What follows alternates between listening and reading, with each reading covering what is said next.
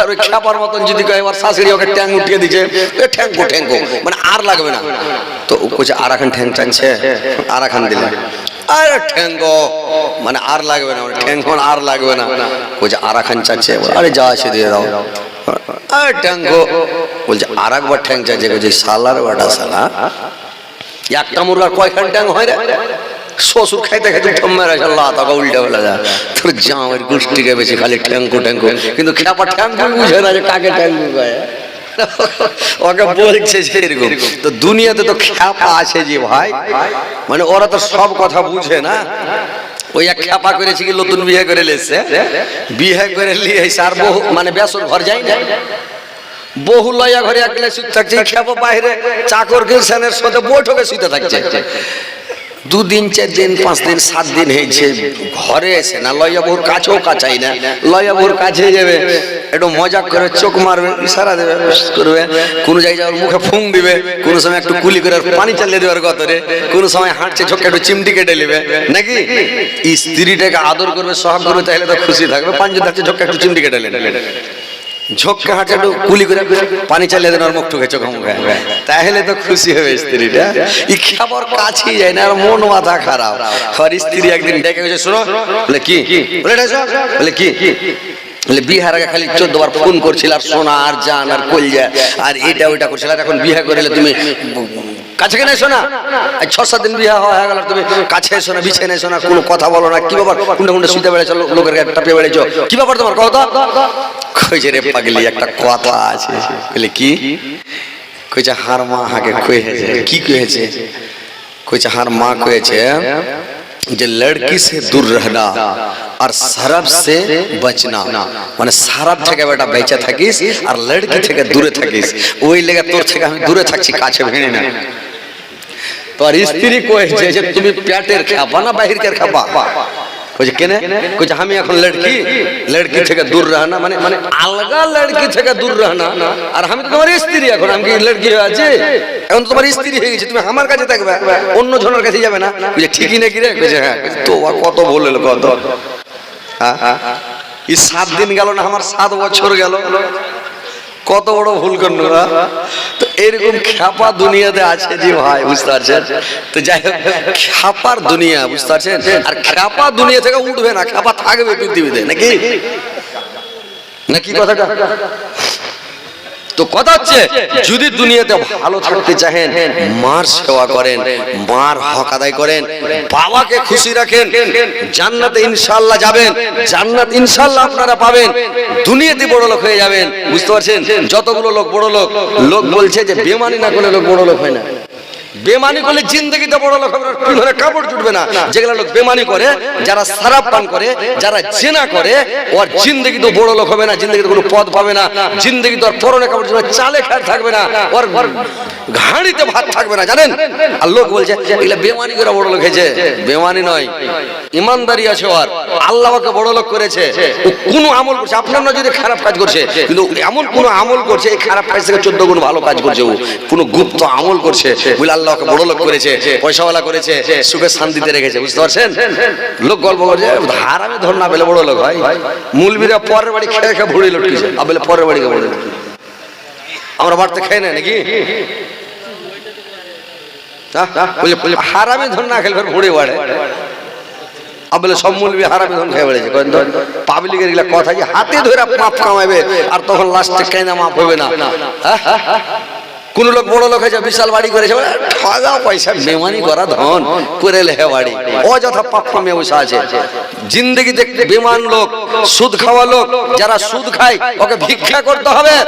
সুদখোর লোককে একদিন থালি নিয়ে ভিক্ষা চাইতে হবে। ও যদি ভিক্ষা না চায়, বেটার আগে ভিক্ষা চাইতে হবে।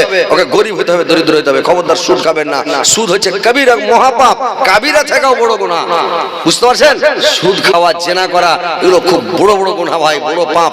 কথা হচ্ছে যে দেখেন জান্নাতে যেতে গেলে বাপ মাকে রাজি করেন, যদি বেঁচে থাকে আপনার বাড়িতে বাপ মা আপনার জান্নাত, আর বাপ মাই হচ্ছে জাহান্নাম। জান্নাত কাওয়া নারকা, জাহান্নাম হচ্ছে বাপ মা, জান্নাত হচ্ছে বাপ মা। আপনি বাপ মাকে রাজি করেন, জান্নাতে গেলে খুশি করেন। আল্লাহ রাসূলকে বলছেন সাহাবীরা, ইয়া রাসূলুল্লাহ আমার মা যে বেঁচে নেই কি করব? আল্লাহর রাসূল বললেন তোমার খালা কি বেঁচে আছে? বলে জি খালা। বললে তুমি তোমার খালার ইজ্জত করো, সম্মান করো, খালাকে মায়ের মতন ইজ্জত করো, মার মতন সম্মান করো, তাহলে তোমার মার হক আদায় হবে।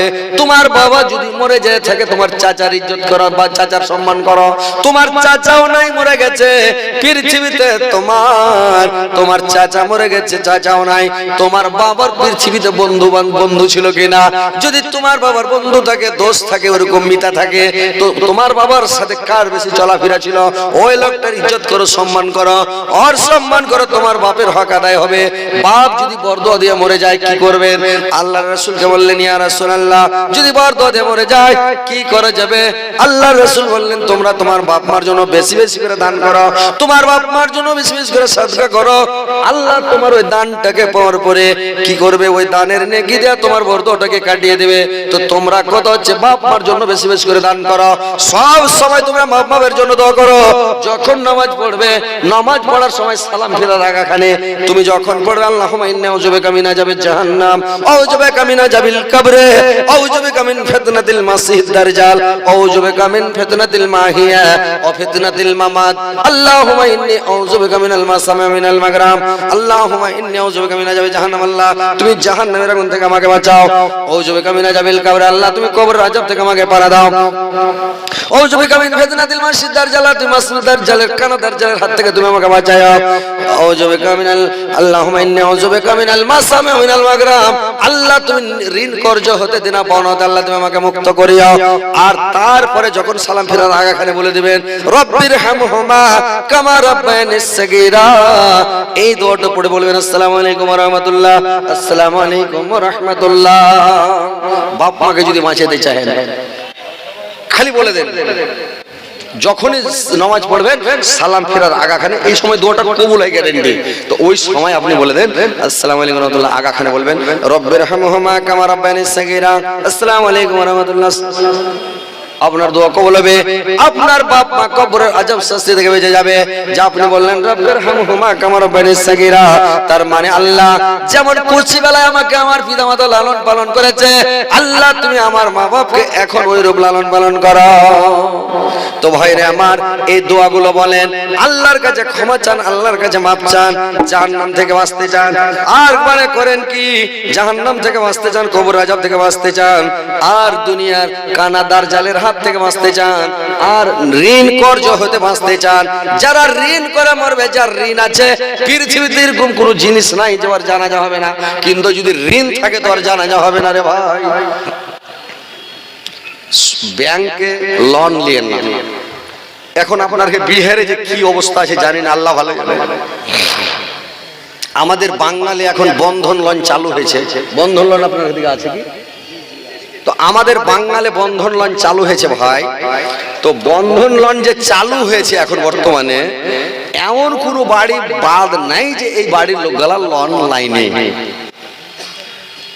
95% মানে 5টা লোক শতকরা বাদ আছে, 95টাই লোক সব সুদের সাথে জড়িত আর লোনের সাথে জড়িত, সবাই সুদ। তো এই সব সুদ থেকে ভাই বেঁচে থাকেন, লোন নিতে চায় না। আব্দুর রাজ্জাক কি বলছে জানেন? কলা বেচে খান, চকলেট বেচে খান, সাবান বেচে খান, সালাই বেচে খান, কিন্তু আপনি লোন কেন নিবেন? লোন লিয়া বাড়ি, লোন লিয়া গাড়ি, লোন লিয়া এটা করছেন ওটা করছেন, কেন লোন নেবেন? কি দরকার আপনার লোন নেওয়াটা? বড় লোক হয়ে যাবেন? লোন খবরদার নেবেন, আপনার নিন হারাম হয়ে যাবে। জান্নাত যেতে চান যদি আপনি ফেরেশ থাকেন, হালাল রুজি খান, ভালোভাবে চলেন, 5 ওয়াক্ত সালাত আদায় করেন, রমজান মাসে রোজা সুন্দর করে রাখেন, পিতামাতার সেবা তাবেদারি করেন, খিদমত করেন, আজকে বাপ মাকে ভালোবাসেন, বাপ মা আপনার জন্য দোয়া করবে, আপনি জান্নাতে যাবেন। আমরা যত পুরুষ লোক আছি আমাদের জান্নাত আমার মায়ের পায়ের তলে, আমরা যত স্ত্রী লোক আছে মহিলা আছে সমস্ত জান্নাত পুরুষের পায়ের তলে। তো আমরা করব মা বাবার সেবা, মায়ের ইজ্জত, মায়ের সম্মান, মার খিদমত। স্ত্রীরা করবে স্বামীর সেবা, স্বামীর খিদমত, স্বামীকে ভালোবাসবে, স্বামীর কথা শুনবে। কিন্তু আজকে সবই উল্টো চলছে ভাই। কি করবেন দুনিয়াটাতে? কত মানুষকে বুঝাবেন যে ভাই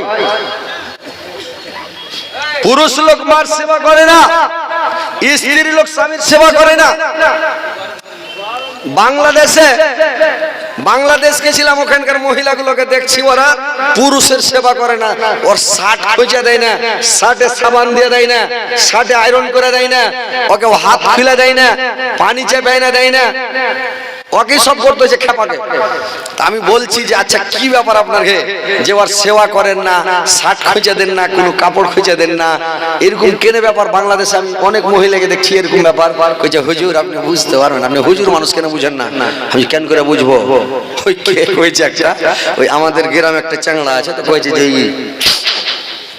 আগে বিছান থেকে সকালে উঠে যেত, আর বিহা হয়ে উঠে না, বেলা 8-9টা বাজিয়ে দিছে, তারপরে বেলা বিছান থেকে উঠছে। ওর বাপরে কইছে হারে বেটা প্রতিদিন বিছান থেকে আগে সকালে উঠে যেতে কাজ কাম দেখতি, আর এখন তুই বিছান থেকে কেন উঠিস না? তোর ব্যাপারটা কি কত? তখন ঘর থেকে ওর বেটা কইছে বিহা করনি তো বিহা করতে তো বিহার মজাটা বুঝতে। কাকে বিহা করে? এ বোকার বেটা, আমি বিহা না কোনো যদি কোনটা দেখা হলে রে ওর বেটা লোক করে দেয়।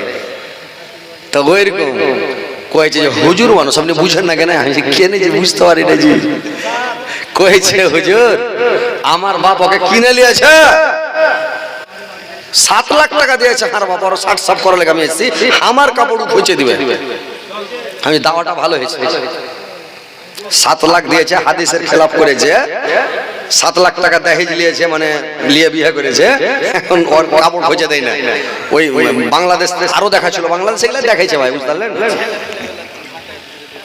কি দেখাইছে জানেন? যে গাড়িকে বিয়ে করেছে না, হাকে বিয়ে করেছে, ওর স্ত্রী ওর সাথে কথা কয় না, ওর স্ত্রী ওর সাথে কথা কয় না। কেন কথা কয় না? তুমি জিদ করে গাড়ি লেছো, গাড়ি লেসু থাকো, গাড়িকে পাঞ্জার গাড়িতে থাকো, গাড়ির কাছে হাত মাটি বেলাও, গাড়ির কাছে তেল মাখ খেলাও, তুমি গাড়ি নিয়ে মস্তি করো, আমার কাছে কেন আসছো? হাঁটো এখান থেকে। বুঝতে পারছেন? দাওয়াটা ভালো করছো, আগে শ্বশুরের উপরে জুলুম করবে, শ্বশুরের উপরে জুলুম করে তুমি টাকা নিবে, তোমার শার্ট সাফ কেন করবে? তো আমন কেন খুঁজে দিবে? আমরা কোনো জিনিস শ্বশুরের কাছে চাইনি, এখন পর্যন্ত বলিনি যে এটা নেবো ওটা নেবো, এটা দেন ওটা দেন, জিন্দগি তো বলিনি ভাই। আমার স্ত্রী খালি যদি শার্টটা এর করে খালি কাপড় খান রেখে দিই, ও দৌড়িয়ে নিয়ে যা পানিতে ডুবাবে, চুড়াবে, বসতে মাত্র একদম পাখা হুকাতে লাগলো। এখন তো 2টা-3টা একেবারে মেশিন চালু করে দিলে, ফ্যান একেবারে চলছে, 2 মিনিটে ঠান্ডা লাগিয়ে দিলে তাড়াতাড়ি বলবো। আর সেবা মানে কি? সেবা যাকে বলে স্বামীর সেবা, ওরকম সেবা করছে, খিদমত করছে। আর টাকা নিলে তো করবে না ভাই, খিদমত করবে না, সেবা করবে না, তাবেদারি করবে না, কিছুই করবে না। বুঝতে পারছেন? তো কথা হচ্ছে বেঁচে থাকেন, অন্যায় থেকে বেঁচে থাকেন, খারাপ কাজ থেকে বেঁচে থাকেন, শ্বশুরের উপরে জুলুম করিয়ে না, অত্যাচার করিয়ে না, চাই কোনো জিনিস নিয়ে না। শ্বশুর যদি দিতে চায় তাও ওজোর করেন, কি দরকার আব্বা কেন দিচ্ছেন?